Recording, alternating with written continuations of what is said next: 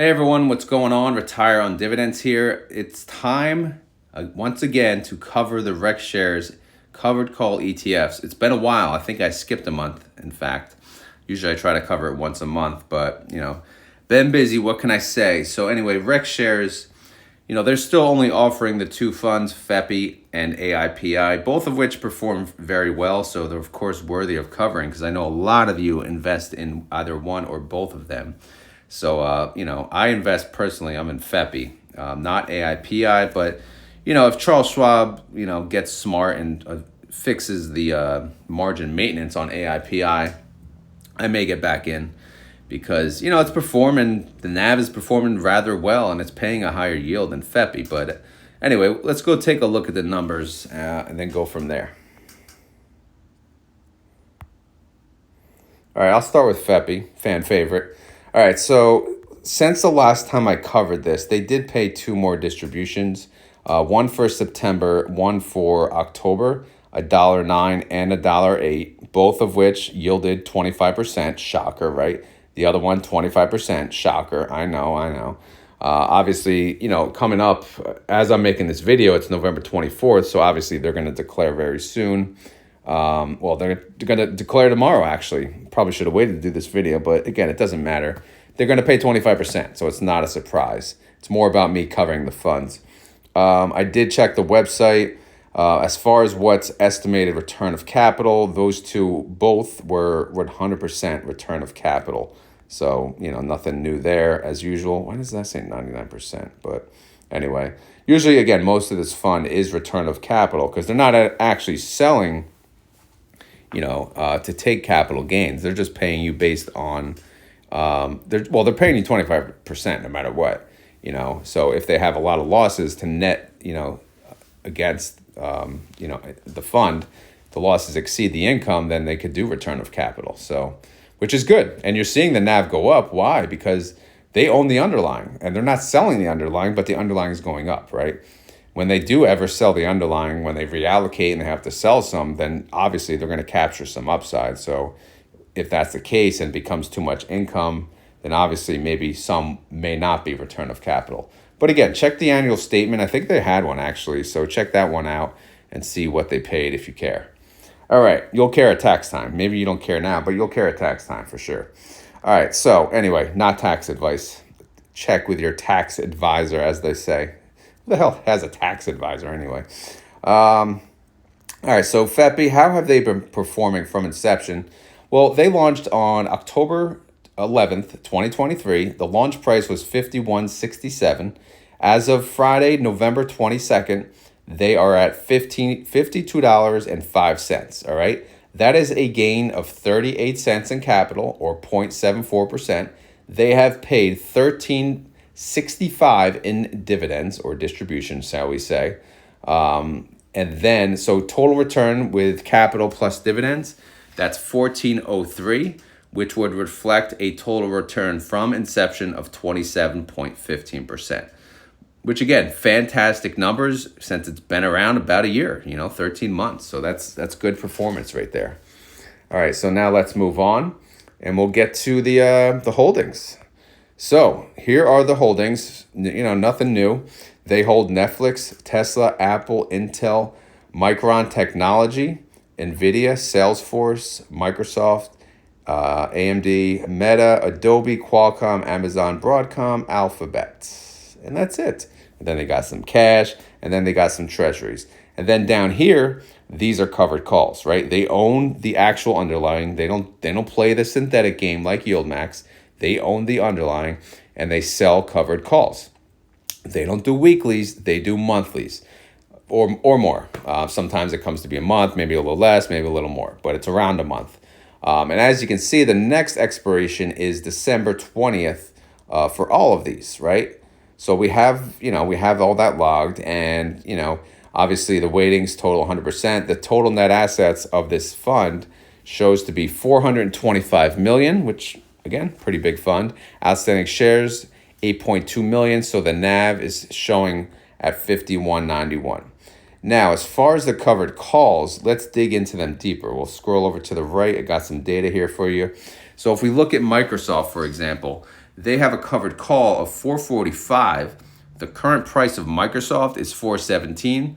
So as they stand, it's 6.71% out of the money.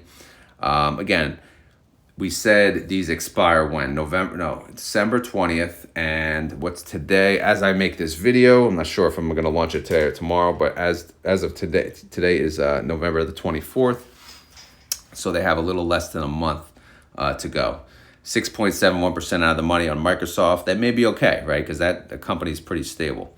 Next is Apple, 5.49% out of the money. Microsoft, again, 5.52% out of the money. I'm not going to go through all these one by one, but maybe the highlighted ones. Google, 14% out of the money.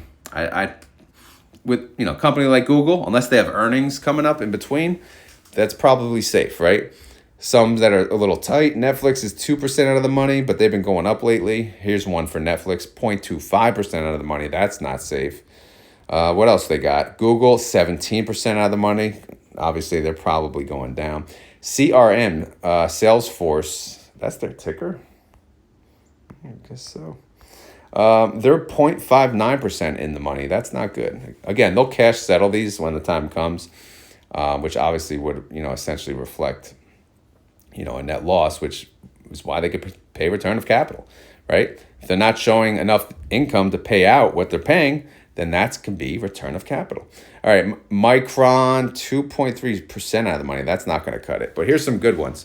Qualcomm, 14% out of the money. Amazon, 11% out of the money.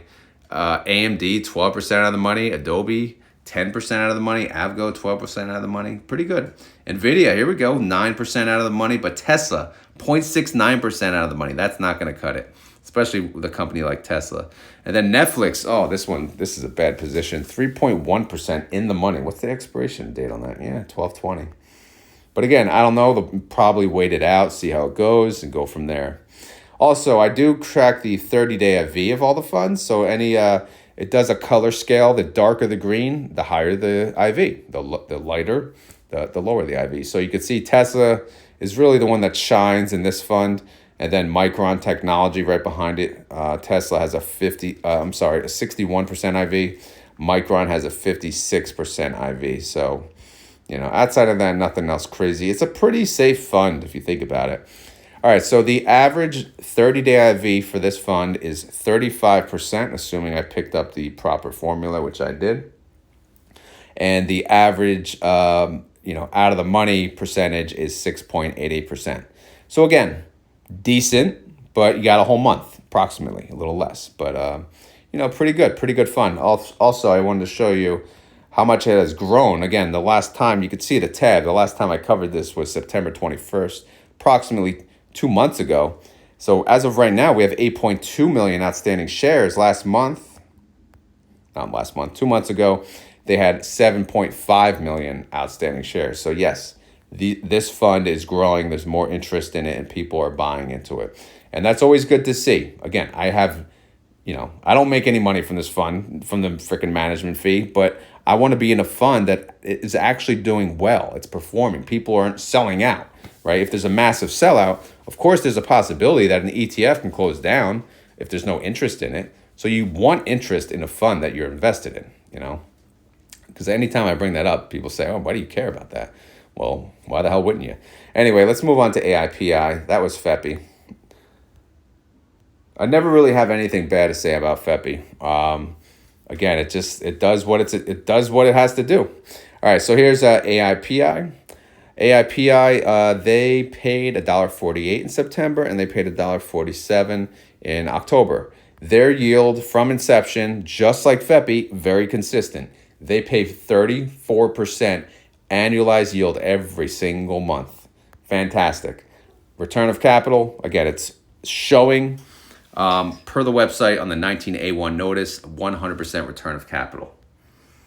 All right, so now what do we do? Well, we read some data here. So AIPI, they launched at $50.48 on June 4th, 2024.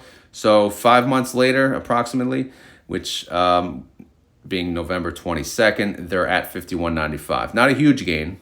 but $1.47 gain, 2.91% appreciation. They have paid out $5.89 in distributions. Does that sound right? $5.89. Yeah, there's only 4. Yeah, they've only made 4 payments. So that's a total return of $7.36 or 14.57% in that short period of time. So obviously, again, capital essentially flat, a little up, which is good, and then paying 34% yield. You can't ask for more. It's a solid performer. All right, so let's take a look at their holdings. I'll go through them real quick. Palantir, CrowdStrike, NVIDIA, ARM, Super Microcomputer. Yeah, Super Microcomputer. Scary, I know. Salesforce, Datadog, ServiceNow. And yes, and there is some overlap in this fund as compared to FEPI. Palo Alto. I know I say it wrong. I really don't care. Cadence Design, Synopsys, IBM, Intel, Adobe, Cisco, Micron, Arista Networks, Apple, Microsoft, Amazon, Meta, Alphabet, Broadcom, AMD, Qualcomm, and Treasuries. And then down below, 12/20 expirations, covered calls. Again, nothing new. We all know this, okay? Lots of covered calls. Holy crap, lots of covered calls. All right, this fund's a little smaller.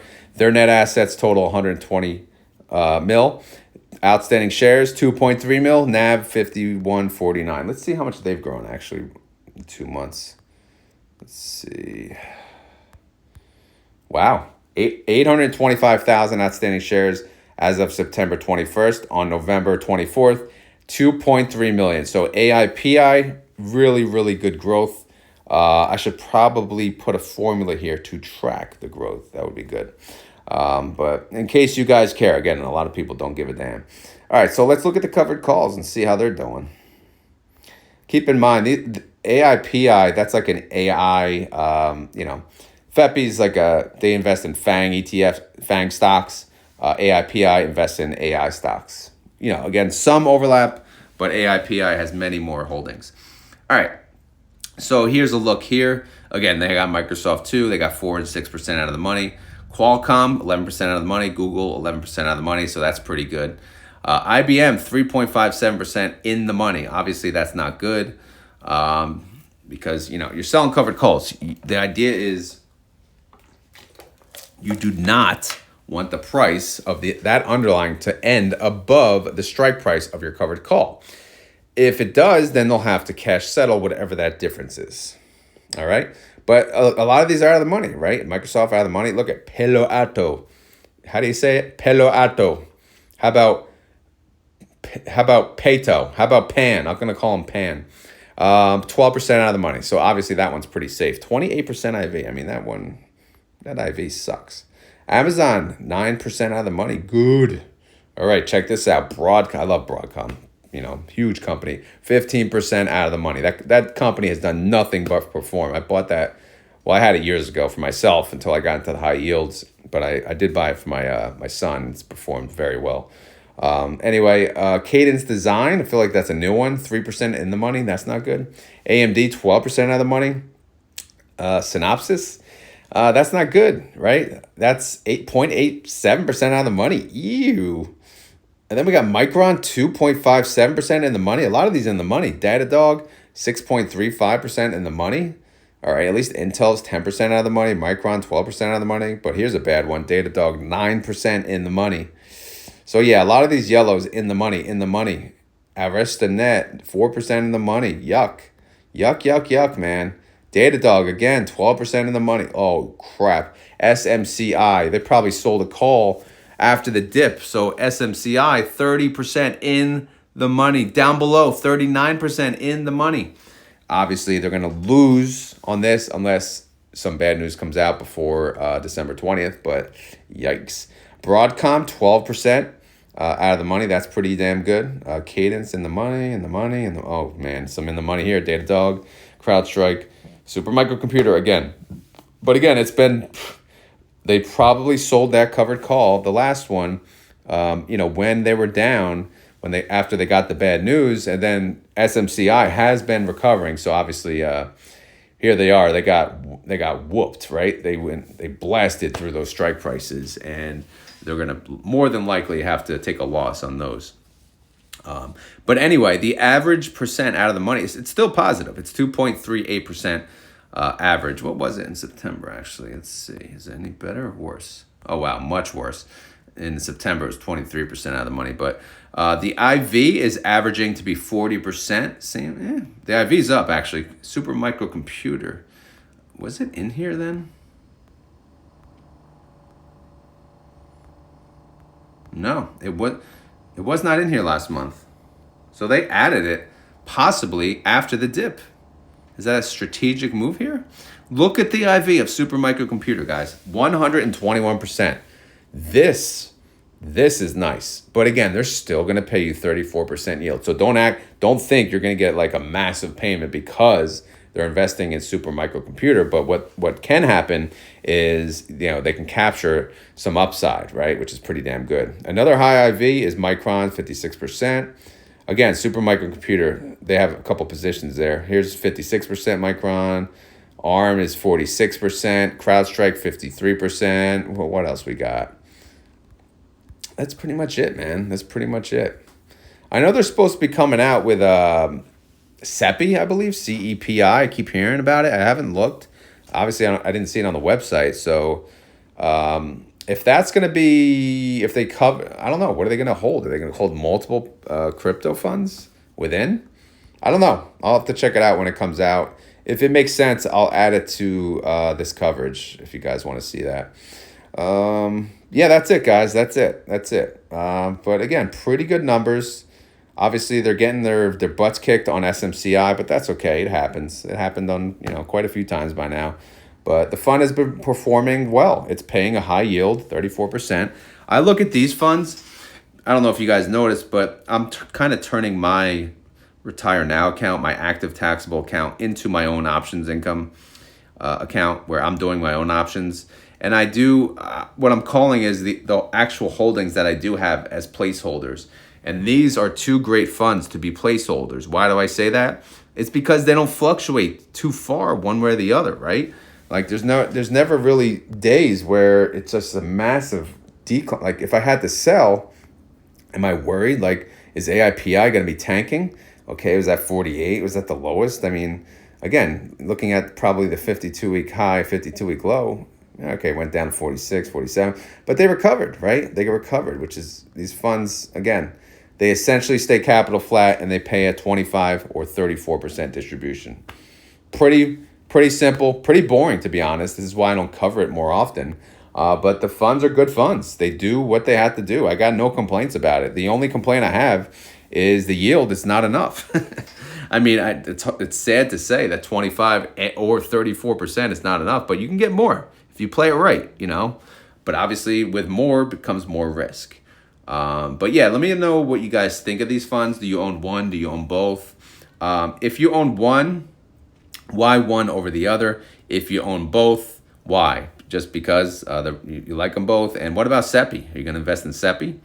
If it ever comes out, if it is out, let me know. I just didn't see it on the website. I assume it'll be in the same spot. But anyway, guys, that's all I got. As always, this is not financial advice. I am not a financial advisor. This video is for fun and entertainment. So hopefully you had fun. Hopefully you're entertained. If not, we will try again next month. I'll try for next month. If not, someone remind me. Feel free to remind me. Again, I try to cover these once a month. But yeah, let me know if you have any other questions, and then we'll go from there. Yeah, and that's all I got. Thank you for watching, and have a great day. Later.